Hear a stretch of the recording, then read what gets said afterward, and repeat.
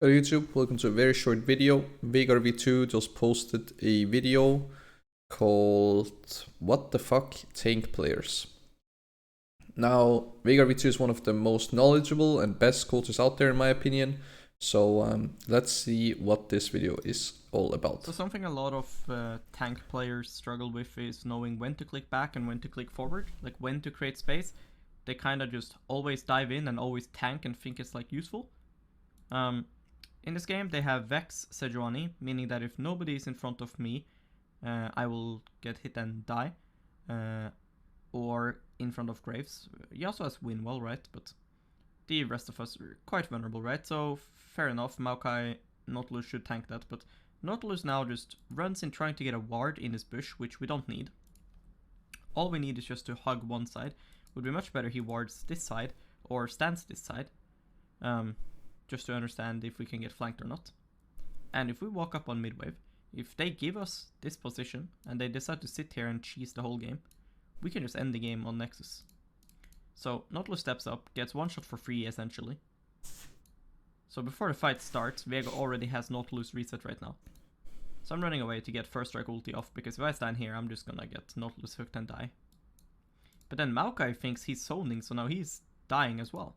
But he's not zoning anything. If you look at the ranges of the champions, right, just like how when you're playing laning phase, it's about spacing, right? Maokai goes on the Veigar here with his W. Maokai W he can essentially only use at first the start of the fight and second the last of the fight. Graves is outside of his reach. He also can't reach, and he certainly doesn't want to commit ulti here. So now Maokai loses all of his cooldowns and his entire HP bar for free.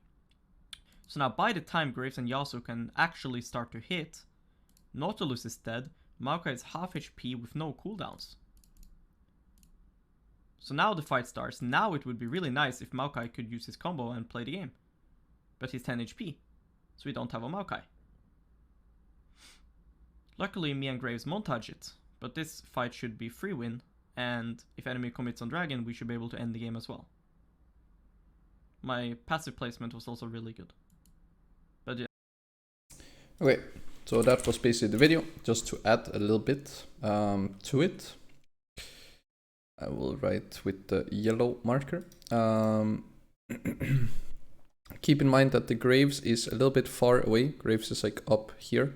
If Graves is with them here, then essentially how it will work is Nautilus will stand here and the Maokai will stand here as like the first line of a front line, right? And then as you said, they could be standing closer to this area right here. But in my opinion, most important thing is they should not overstay or ward or anything like that until Graves enters an area here. So this will be Graves, and then the Yasuo and Arctis are gonna be here, so that they're closer as 5 people together rather than 4 people being here and 1 people being away. And actually it's like 1 person being here, 1 person being here, 2 people being here, 1 person being like almost at Raptors, right? It's a lot better if they just stacked right now. Then the next thing is he mentioned that if the enemy team is trapping them down here, that then they can just push mid, and yeah, they can, because the enemy team has open Nexus, so they can just end the game. So if the enemy team gets the dragon, then it doesn't matter, because then they can just end, and this guy can just press ulti, plus he has Leandris. It will take 8 seconds for them to recall, right? Kartus ulti takes 3 seconds, so he will just ult when there's 4 seconds left of the recall. Then Leandris will burn them, right? So at most we will see Kartus all alone will be able to buy 4 seconds of time. This is when they're recalling, plus 3 seconds because of Leandris, plus an additional 8 seconds because of the recall. So Kartus alone can buy them 15 seconds of time after the enemy team takes the dragon.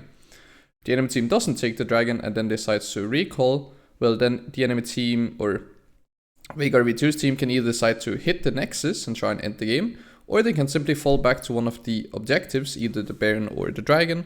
Now I don't know if it's Elder or Soul or whatever dragon is, but they can fall back to the objectives, secure those ones, and then they can fight once again. They don't have to take the fight instantly. Then to take the fight itself, then yeah, Nautilus is making the mistake of walking up and he gets caught. And then the issue is, Nautilus dies here. We can't take this fight because, as he's saying, like these 3 champions are not capable of following up with any sort of damage. And this guy just goes in for no reason. Instead, let this guy simply die. And then you can still play the same way of, if the enemy team goes on to Dragon, then you can go on to either Baron or you can push mid, and Arctis will buy as much time as possible. Or they just play it much slower and take it more as a 4v5 fight because of the fact that Sejuani used his ulti. And they use some cooldowns, right? So if they can take the fight within the next 5 to 10 seconds, that would be good. Especially if you can also have your minions being pushed up, because then they can block some of the potential skill shots abilities if there are any on the enemy team, right? So I agree, tank players think that if they are just tanking, then they're doing good, but they have to be able to tank and frontline and engage when people are capable of following up.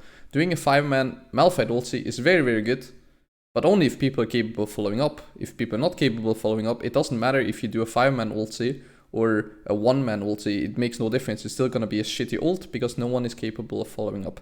And that's basically the importance of this video.